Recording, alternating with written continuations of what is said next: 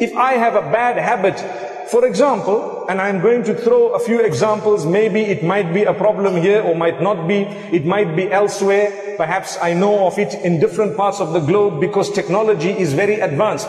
The problem of pornography that we have today, it is a fact that people sometimes have access to pornography on their phones or on the internet. Wallahi, it is our duty to change our lives.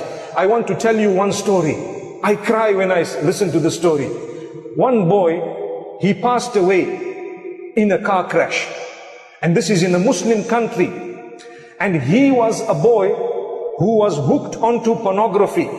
May Allah forgive him. But what happened is, he paid some money with his card in order to get weekly emails full of naked women. So his friends told him that, we don't want to all pay. Why don't you pay, and when the email comes to you, you can send it to us. So he had a group of so many friends. He used to send the email. Once it comes to him with all the pictures, he sends the pictures by email to his friends.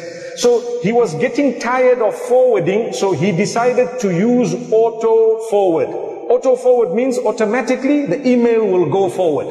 So he died in the car crash.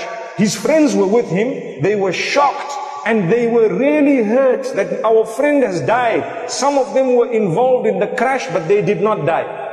So what happened is, a few days later, when they met at his house, they were crying so much because they said to the sheikh, that sheikh, every week we are getting emails from this man, but he is now in his grave. Allahu Akbar, Allahu Akbar. Look at this.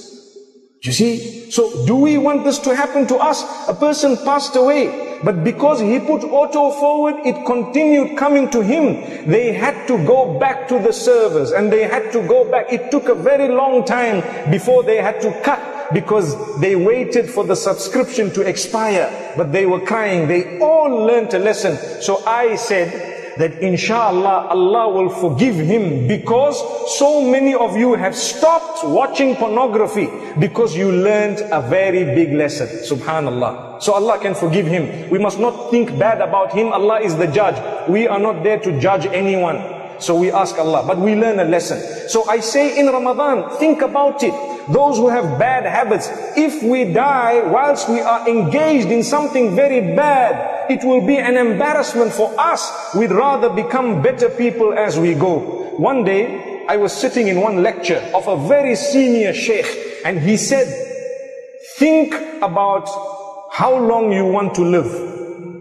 So people were thinking, so he asked some people, how long do you want to live? How long do you want to live? One man says, I want to live however long Allah keeps me. The other one said, I want to live for 100 years. One said 90 years. But nobody said, I want to die now. Because no one wants to die. So he said, okay, even if you choose 100 years, when 100 years finishes, what will happen to you? Good question. You still have to go to Allah. So when you go to Allah, you need to go with a good record. So try your best to earn the pleasure of Allah.